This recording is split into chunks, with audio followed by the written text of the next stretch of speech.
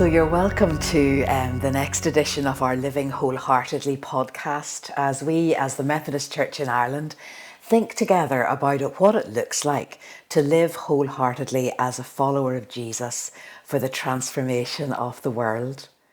Today we're in the World Development and Relief and World Mission Partnership offices in Edge Hill House, chatting with Zethu Kuzwayo, who comes from Phakamisa in South Africa.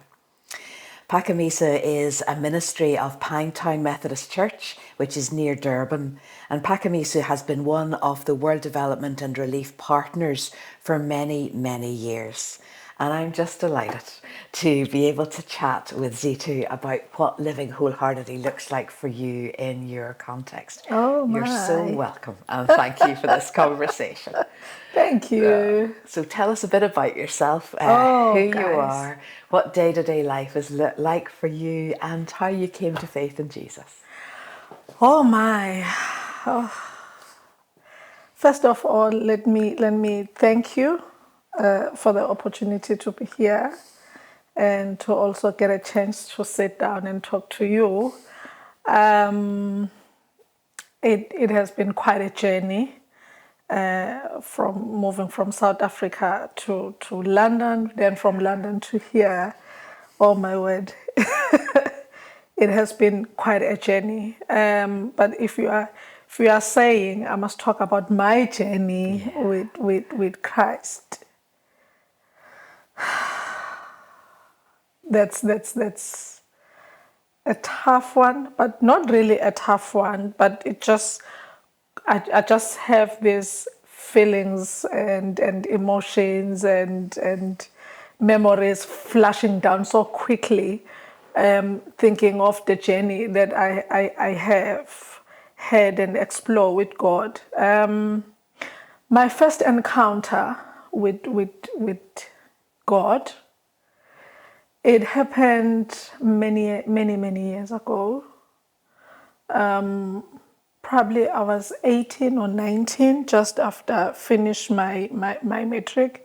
I was having a lot of problems because I've lost my parents when I was very young. I was about 11 years old when I lost my parents, and my aunt took me in when I was in high school, started high school. So I had to live with her and her husband. So life wasn't as roses and and fleshy as people will assume. This young girl living in the suburbs, and assuming that everything was okay. And since you are living there and you are living with right people, you will be. You are in good hands, or you are having a time of your life. So for me, it wasn't like that. There were a whole lot of mixed emotions and things that were happening around me that triggered some emotions and some serious thoughts of suicidal thoughts. And at that particular moment, my say, because my family has been in the church, you would swear they are the church themselves. Okay. They are the Methodist Church themselves, because it's the way we've been brought up. Every Sunday you have to go to church. You can't do this without praying and on all of that. So that whole section part was in me. I knew how to pray. I knew how to intercede and all of that. But having to explore all of these things made me realize that, no, I think God doesn't like me. He doesn't love me. But is there a God to start with? Mm-hmm. Is he, if he allows me to go through so much in life, is he there at all? Maybe because I'm praying for somebody who is totally different. I've been told about this God that will soothe my pain away, that will comfort me, and I won't go hungry. I won't, all these good things are being said about this God. And I'm not experiencing all of that. What are they talking about? Because I'm not experiencing all of that. And one particular day, while caught up in that moment, I asked him. I've been sobbing and crying for the whole week. And it came to a point whereby really let me give him an ultimatum. If you are God and you are alive, I want to see your face. Little did I know what I was asking for. And I said to him, if you are God, I want to see your face. And if I don't see your face, more especially today and now, trust me, I will never again pray calling your name, because to me it will be a proof that you do not exist. And what we've been taught all along, it has been a lie. And I was so strong, and my feelings and emotions were very high. I had this belief that it's something that I have to see by myself. If he is, let him show himself. What's stopping him from doing that? Why am I continuing to pray for somebody to somebody who doesn't care about me? Because if he cares so much about me, I wouldn't be experiencing what I'm going through right now. And at that particular moment, something came. I was sitting in my bedroom. The door was closed, sitting right at the corner, holding this cushion. I remember my eyes had like blisters because I've been crying for the whole week, and I wasn't sleeping properly. I wasn't eating, all of that, and and I said, yeah, so you better show yourself. I know that Moses asked to see your face, and you decided to let him see your back. You're not going to do that to me, because I want to see you. Right. So it was a moment of do or die. And a couple of minutes down the line, this ball of fire came right from the ceiling board. And I could see that it wanted to circle above my head. And nobody said it was him. I knew it was him. And I was like, no, I was playing. I can't joke with you. That was meant to be a joke, But I think for me to say that was meant to be a joke, it was merely because of the fear of now what I've asked for, it's really happening in front of my eyes. And ever since then, I knew that God is alive. I knew when you're talking about Holy Spirit is alive. I every inch, I've never looked back. So if you were to ask me, how is my relationship with God? He will show you the symbols and signs. As I am looking at you, behind you, that eagle behind you, it has been following me. Really? Oh my God. Oh my God. Oh my God. Oh my God. It has been following me right through this whole process. I went to Shrevenham. I saw one of the same. And I have a story behind that. Oh, okay. Hence, I get so emotional because, God is somebody else. You can't measure him, but you just have to look closely to see if you can see him, if you can identify him. He avails himself, and he's a loving God. Yeah. So that's my experience with God. Take it or leave it. That's my truth. That's wonderful. Thank you. That's my truth. I love him so much. I never thought at in million years that I'll find myself sitting here chatting with you. Never in a million years. I've never anticipated this trip. So for me, it's still God showing me that He is God. He is the Father of many. But to me, He's very much special, and I love Him for that. Thank you, thank you, thank you. And that sense of God graciously making Himself known when you cried out. Oh, yes. Yeah. And then, but also the fact that you've known the presence of God in really difficult times, Zethu. So can I ask you, you are now director of Phakamisa. Yes. But very sadly, the previous director died during Yes. COVID. Yes. How did that living faith in Jesus affect that awful time? Oh, wow. The previous director, I would say we share more of each other, and experiences are like similar, Okay. somewhere, somehow.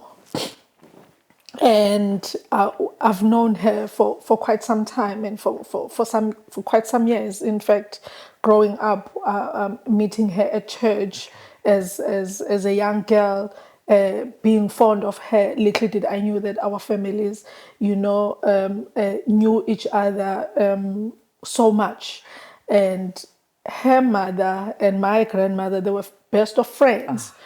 Simply because they belonged to that team that sings our Methodist national anthem. Wonderful. and they will sing it beautifully. But we had that bond, Yes. and having to also work with her for a couple of years down the line, to me it was, I don't know whether I'd say a dream come true, but I think God has done it purposely that we meet in that way and to have to share that space. So her passing during COVID, it for me it was too soon. But I've also realized that God did not make any mistake, because sometimes we will think that God will make a mistake, and he will take people that are still, no, you're not supposed to go, and we sob around that. But trust me, He has finished her work and her task. Her mission was complete for whatever purpose that God placed him under. Lot of people in our church will call her mother. We will also call her our mother. Everybody will go and cry to her. And trust me, each and every person that goes up to her, she will give that person what is needed for that person, not for everybody, but especially for you. Something that will suit your problem, something that will suit your issue. We will call her Mother of Nations, because everybody will be saying, Mama, Mama, Mama, Mama, and coming to work at Phakamisa up close with her, I've learned so many things about her. She was a very dedicated woman, who wants things to be done in her way, and she'll do things in her way, which makes her unique in her own way. And we had to appreciate the woman that we had in front of us as a leader. So for her to depart the way she did, to us it was still not enough, and it's still not enough. But God knew that her time was up, and she has completed the task. And for us it was to embrace that everything that she did, it was like it's on the clock. You know when you are being given time to finish, you are giving a task, then you are told that you need to finish this task. And when you do the reflections of what happened in the past, you will simply see that she was trying to finish everything up in order, so that when the time comes, everything was done. But for us, because we are looking from outside the window, looking inside, we couldn't see clearly what God was up to. We would pinpoint some of the traits, but never in million years anticipated that she'll be gone so soon. So that was the most difficult part in our part. That was very, very, very difficult. And having not to grieve her. I always say I never grieved her.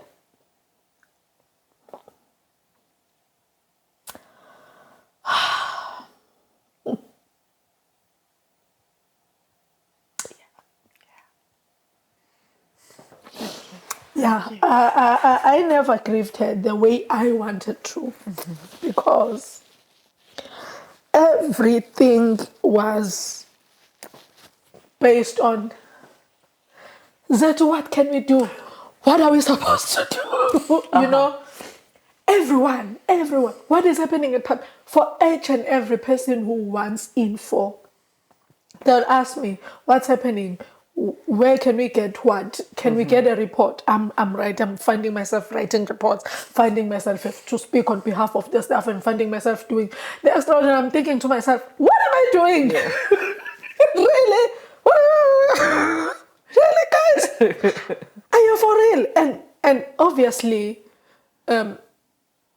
it will be very much clear for an admin work to know almost everything, because you are the engine of the office. Yes. And everybody really would ask you some question, but no one ever thought that I'll need some time to grieve. Of course. You know, and have my me time to sit back and reflect, and if I want to cry and cry out loud. Nobody gave me that space, you know, to say, no, you can go ahead and grieve. And I never got a chance to do that, which was a very difficult part. And I did not see it in that particular moment. But as we took a trip, I remember when Tim from WDR asked me if we needed some time out. They call this thing it's sort of a retreat, you know, for staff, whereby you take some time out from work, and I was like, they really thought of my mind. Good. You know, really, I really needed this. I think more than everyone, I seriously needed this, and even the staff as well, because when we grieve differently. I cannot grieve like you cannot grieve like me, and we wouldn't be feeling the same feelings at once, you know. And for me, I really appreciated it so much, that I knew it was something that I neglected, but I knew it's something that I needed, particularly for that period in time. Yes. And WDR made that one possible for me. So that was good. That was my journey with the late director Thokozani Poswa. Our relationship was more of a mother and a child, and she gave me that support of motherly, apart from being my director. And little did I know that. So really, you found yourself in the hardest of times thrust into being a leader. What difference did faith make to that? And is it difficult being a woman in leadership? Was that a challenge? I would say yes and no. It depends on the nature of work that you are doing. Okay. Hence, for me, being a leader, being a woman in leadership, it's, for me, in the nature of work that I do, I think I find pleasure more doing what I do, and having to fumble around trying to find my feet. But mostly, I enjoy what I do.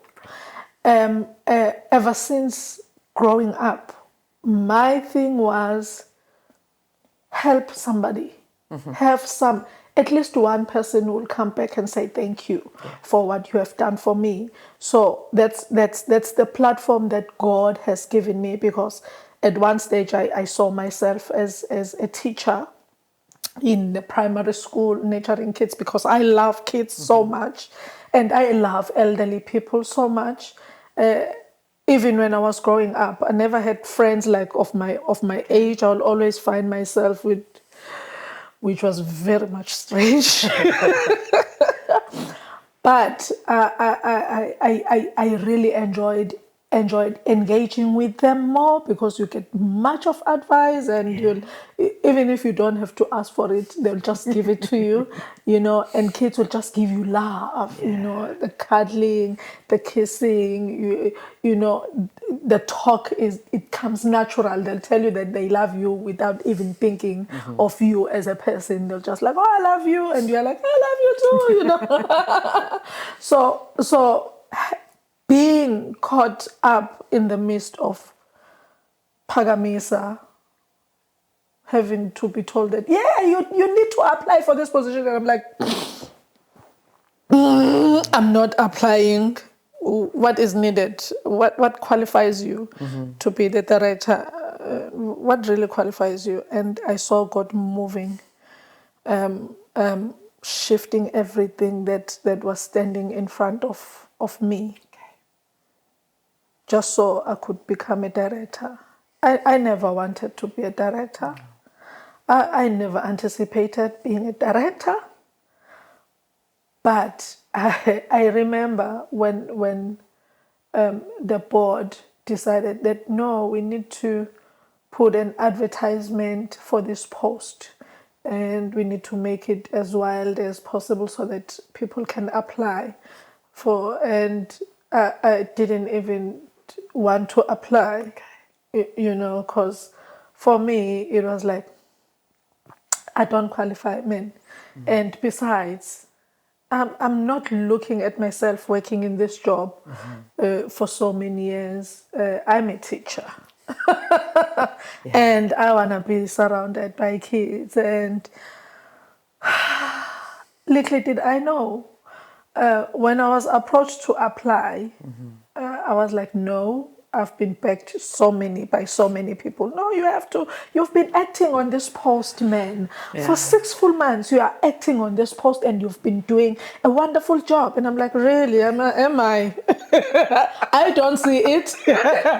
It's amazing that you see it, but I don't. Or probably you are saying it just so I could feel better, but I don't see it. But I saw God moving. A chess game. I do. Yeah. That's what God has done. Brilliant. Just for me to be there. Just for me to be there. I'm not sure if you get this. I do. Just for me to put my 2 feet in. Yeah. And the world did not qualify me. I was not qualified for that particular job, but God qualified me. And ever since, He has been making waves for me to climb from one step to another step. And I'm not depending in my own understanding. I'm depending on His own understanding. And everywhere I go, everywhere I talk about Phakamisa, I'll say, God speak, because you are the one who put me here. I do not know anything about directing. The position itself, for me, it doesn't make sense. But to Him, it makes sense, because He knew that at some point I'll have to reach more than thousands of people, just who are going to listen to my testimony and say, okay, we see God in you. For me, that was that. It's brilliant. Yeah, and I think when you've an experience of call like that, when the difficult days come, there's that sense of Exactly, confidence in God exactly. and God's wisdom. Exactly. So tell us about Phakamisa and the people that you're working with and what Oh God's doing my there. word. Oh, my stuff is amazing, guys. Oh, that stuff is amazing. I can't fault them anyway. I think when God planted Phakamisa, planted a seed at Phakamisa, He carefully chosen people that will understand the mission behind. And I always say, I'm not working. I am a server. I see myself as a server. For anyone who anticipates or imagine it working at Phakamisa, you should know that you are not a worker, but you are a server. You've been chosen to serve, and they've done work beyond my imagination. They'll come up with ideas like, you're like, when did you think of this? And we'll end up, trying to figure out how else can we improve. So it has been wonderful. There are challenges. I would say there are challenges out there. That office is 99% of women. And you will think in our culture, in our Zulu culture, you can't put all women in one basket. Okay. Because they'll fight, like literally. But tell me it works. It's good. There will there'll be a whole lot of commotions. But trust me, ever since from 2014, never had any. Brilliant. That tells you how God picks the right people for the right position. Yeah. The challenge that we are having, that has always been there, being women serving God in that mission, is not to have all the necessities, all the resources that we want in order for us to achieve beyond the machination of other people. I see Phakamisa standing on its own 2 feet, having branches here and there. That's how I see Phakamisa. But with limited of resources and with what has happened in the past, with the COVID, with the floods, with the unrest, and we are right in the center of all these things, sometimes it's very much difficult for us to make sure that all the needs that we are supposed to have, we do have. Unfortunately, we don't. I said last week in London, we give our grannies skills to sustain themselves and to be able to look after their grandchildren in a proper way. But having an inspector coming in to tell you that the stoves that you are using, they're outdated. And you need to put new stoves, because if there were a fire to happen and burn the building, the insurance will not pay because your stoves are too old and you do not have money for those stoves. Let alone, we want to do more skills for them. We want to teach them, so many recipes that they can be able to go out there and establish businesses. Yes. But how much is the flour, the cake flour in the shops? Would Phakamisa afford to buy cake flour for 100 people who comes in every day to learn that skill? No. So what do? You improvise. If you improvise, which means you you use a certain amount, but in rightful manner. Everyone should have a bowl so that you can feel. But now we have to improvise because you are thinking of the flour that you're not going to have. So already you have two problems at one go. Problem of a stove that if it causes fire might not be replaced. The second problem would be having not to have enough to make sure that the training goes perfectly. We have sewing. Sewing, I don't know how many gogos attend that particular course, you know. We want embroidery machine. Gogos will get orders. If Phakamisa gets orders, it gives to the grannies so the grannies can do. And the money generated from that, it goes to them. Doesn't go to Phakamisa as part of empowering them, you know, to do more. Because if we empower them, we are making sure that the child that the gogo is looking for is looked after pretty well. So we would get an order, we will do an order, but if they want embroidery, now we have to move this order to some company to do, because Phakamisa doesn't have enough resources.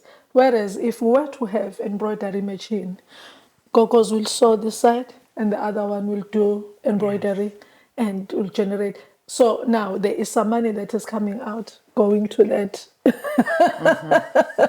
Whereas all this money could have been poured in here and gogos would have plenty. Instead of a 20%, gogos will have a 50% or 100%. So it's such things that makes us not being able to reach as much as we want. When we are talking about ECD training, you know, we are thinking about the resources that are supposed to be there. We are thinking about the chairs, we are thinking about the tables, we are thinking there's a whole lot that is involved that people are not even thinking about it, you know. Having to improvise. I'm sure you have checked our Facebook page. You will see some of the teachers doing improvisation for doing this. Doing it on a paper and making sure that you are using flour so that it will stay as strong as possible, and having to say, can you make this, rather than to buy this, because you will buy this. But if I'm taking a paper that has been thrown away, put it in the damp of water with a little bit of flour, it will make this hard. Put it out there and voila, you have your...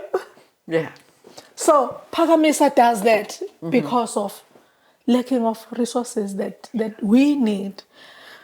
There is so much that we could do, but because of the limited resources that we have, it makes life even harder for those women.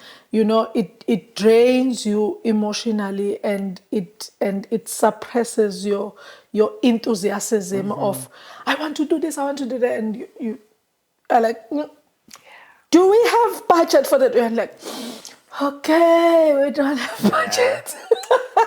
So bring me back to the children that Phakamisa works with. So am I right that you're running nursery schools for groups of children and for their gogos and for the grandmoms who are trying to support them as well? Give us what sort of challenges are those children facing? Why are they called wandering schools? Many years ago, when Phakamisa was formed, I would say formed because it was in the process of getting formed. One idea came about looking at the community at large, more especially in the impoverished and the squatter camps. More kids were wandering around the streets. Why aren't these kids at school? Crash, you know. And we know in our preschools, parents have to pay a certain fee because there will be porridge, breakfast in the morning, and lunch in the, all the necessities of what is needed in the preschool. So parent has to pay a certain fee. So looking at these kids wandering around and they started to do some digging. Why are these kids not in a preschool, in a creche? What's happening? And the survey showed that many of them were being raised by grannies. And some of them, they were orphans, and neighbor had to raise a child from next door that doesn't have anyone and decided to take the child in. And, that is called Ubuntu, but it was not properly done, and hence it was called a wandering school. So they started doing the teaching by collecting all these kids and put them under the tree, and they'll start teaching them, and this expanded. When it's raining, they can't be there. If it's sunny, okay, they are under the tree. And one thing led to another. Oh, they are not eating properly. Oh, these are the problems that they are facing in their homes. And that's how gogos also incorporated, were featured in. So what if we bring the owners of these kids, but only to find that they were grannies, and that's how gogos were formed, and to also make sure that they are being given the skill to look after the kids in a long run. That is how economic empowerment came about, measuring the two. So the word from wandering school came from there.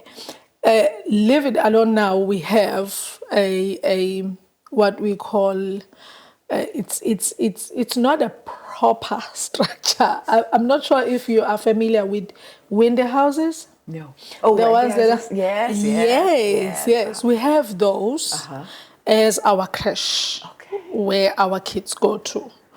They don't pay any fees because we understand the nature of the state of where they are living. And we have 3 of them in different areas, very far from each other.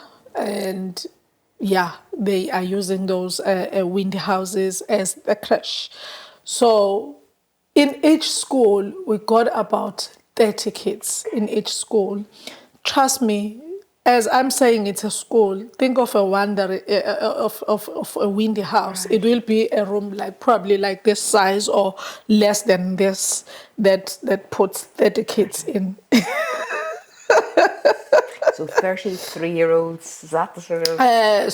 So their age ranges from 2 years to 5 years. Okay.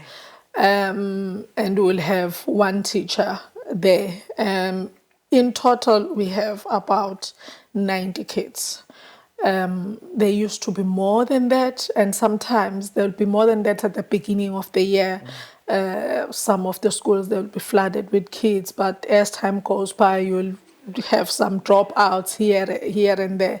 So Phakamisa fosters those wandering schools. How so? We give them free education. How that free education came about? We have our own wandering school teachers that were trained in the program that Phakamisa uses to train other ECD teachers from different centers. So they were trained to look after. It's not somebody who just come in and say, I want to be a wandering school teacher. And you're like, oh, come in.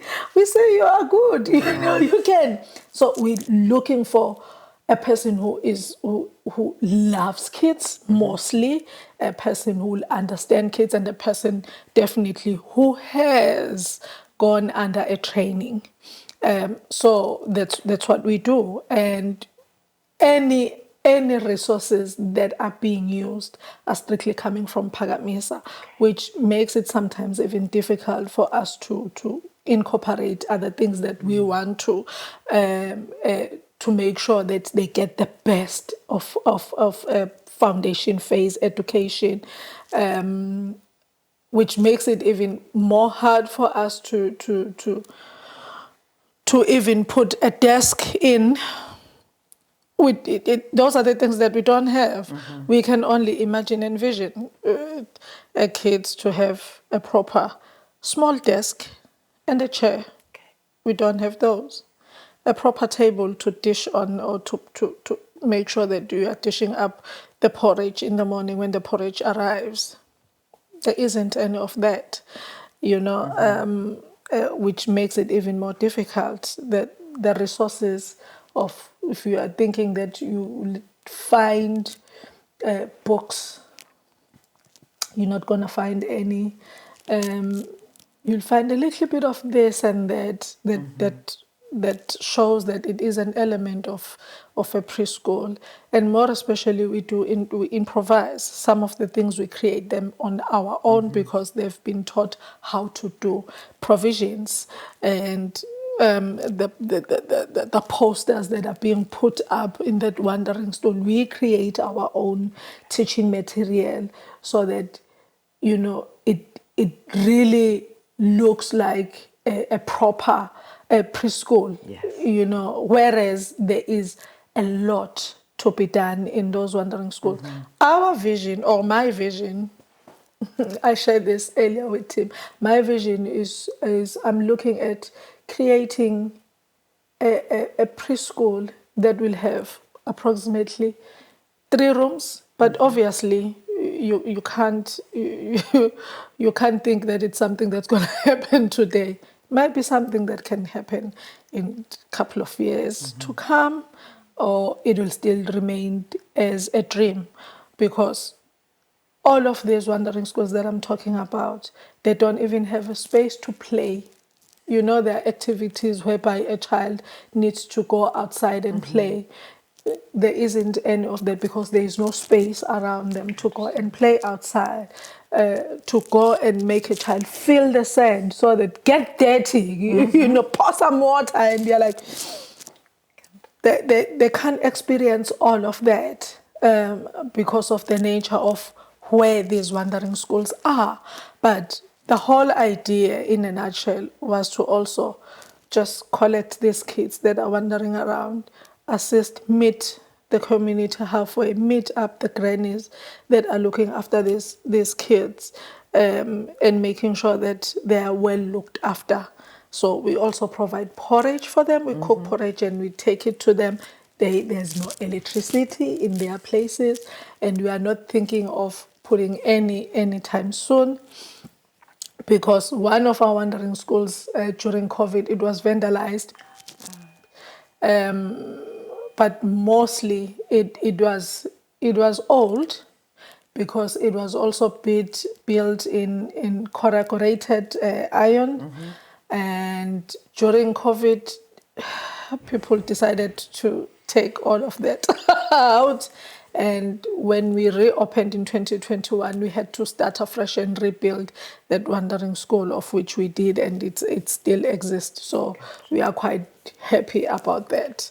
But other than all these difficulties that we are encountering, as I'm speaking to you now, I know that at Nomalanga's wandering school, we still need to put a new roof because it has gotten so old, and now it's starting.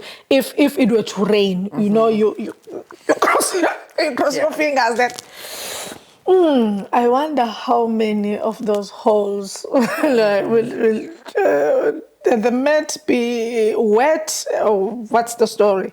So that's the story of our lives. But one thing that guarantees us is that we've got the best wandering school teachers. It's wonderful. Can you tell us a story about the difference that the work of Phakamisa has made in one child or one gogo? Oh my word. Lots of kids. Tell us a story about one. Lots of kids. There is a child, we called her Pumba because she was chubby. So she was Pumba. And she attended at Nomalanga's wandering school. Couple of years, because I think 2 years ago, she's now at school. She's a primary school learner, which always fascinates us because she's now minding. She knows how to mind herself when she talks and do all of that, and which is quite exciting to see and to witness. We first heard the story of Pumba when we are doing our reports. just before we close for holidays, we'll normally gather around and we will discuss the issues and what have you encountered in your area, what are the issues there, how can we assist as the office. So it's normally done during that period whereby we come and talk about these issues. So Nomalanga tells us that, you remember the child that I told you about, that she doesn't have any underwears and sometimes she walks barefoot even if it's cold. And I remember asking for some clothing, and I was like, yeah, I do remember. What's her story? And she was like, oh, she lives with a granny. I just discovered the place where they are living with her granny. And I was like, where is the mother? Where is the mother to look after the kid? And she was complaining that even when she comes at school, you can tell that she has not bathed at all. And because they have a tap outside in the yard, she'll pour that water and wash her face and just try and knit her hair up so that she doesn't look different from other kids. So she tells me the story that after and then during COVID time, she went and visited them and she discovered this is where they are living. And I was like, what? Mm-hmm. And she sent me a picture. And I was like, hey, this is difficult.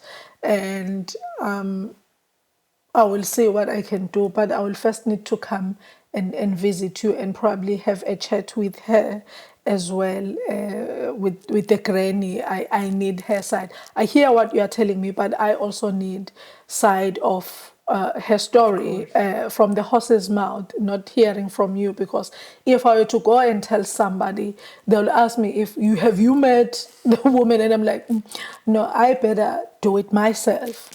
And then we moved by. COVID happened. We're unable to go to her house. And after we reopened, it was like, okay, now we have reopened, and there were food parcels. We received some food parcels, and we said we are going to deliver food parcels to all of this. And she was one of the people that we visited and gave it the food parcel. Little did I know that at a later stage during floods, I will have to visit her. Floods happen, and I'm told of this scenario that has just happened, and I'm like, isn't it the same person that you shared a story with? And she was like, yes, that's the same person. And I was like, okay, let's go, and I want to see what happened to her.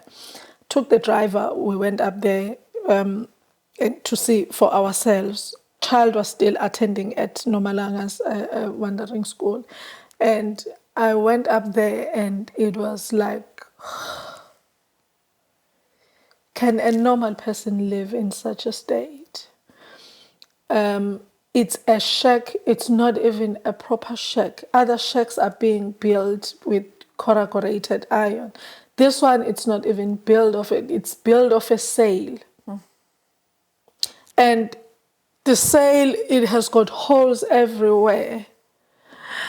And even on the ground, right on the sill here, she put some stones around just so the rain wouldn't go inside, to prevent the rain from flooding right through her tiny house. I was like, a child lives in this condition, and Nomalanga was like, yes, she does. And I met the granny. It was just one of those scenarios whereby you are like, am I dreaming or am I dreaming? Is this happening for real? What's happening here? And she said, yes, I live here with my grandchild. And yeah, and I asked about the mother. The mother left. She said she was going to look for the job. She had never returned. It's been 4 years. She has never returned. And I asked about the pension fund. Are you receiving any pension fund? And she was like, no, I'm not receiving any pension fund. What's the reason for you not to receive pension fund? Simply because she can't read. She she has never read anything. She has never been to school of any kind, which makes it even more difficult for her to go and apply. And I was like, no, we seriously need to do something about this. But the condition of this house, I'll share some pictures with you later. I was like, no, it can never be. Went home. I couldn't eat, I couldn't breathe, just thinking of the nature of what I've seen with my own 2 eyes. And I was like, if I were to be told to leave Phakamisa, I want to leave knowing that that woman has got a safe place to live in with that child. Couple of weeks down the line, I approached my admin. I said, no, I want you to come with me so that we can have a look, and we can then decide what's next from this. So we went, and she just cried. And she is a social worker by profession, and she was like, no, this is totally unacceptable. And she couldn't believe what because it's a different story looking at the picture and seeing this thing live. And we went back, and I was like, I don't know what to do, Carol. But God wouldn't have brought the case of this child to us if he knew that he was going to fail us at a later stage. So this is his task. I don't know how and when are we going to get money, but we're going to build a house for that woman, even if it's a one-room house, but we're going to build a house for the child and that woman. And shortly after that, I chatted to WDR. I think it was a couple of months down the line, and it was merely a call to say, how are you doing? How have you started your year? What are the plans for the year? Have you drafted anything? And we just want to catch up with you. And I was like, oh yeah, this is what I have in mind. And oh guys, you're not going to believe this is what we came across with. I don't know how we're going to raise funds for this. I've chatted with my board, at Phakamisa, but I can tell they are like shocked. They wouldn't even know where to start. But all I know is that God will do something about this. And a couple of months down the line, WDR was like, boom, there is the money. Do whatever that you want to do. They called it flood relief, and I was like, what? Because it happened just after floods. And I was like, you won't believe, what are you saying to me? And they were like, yeah.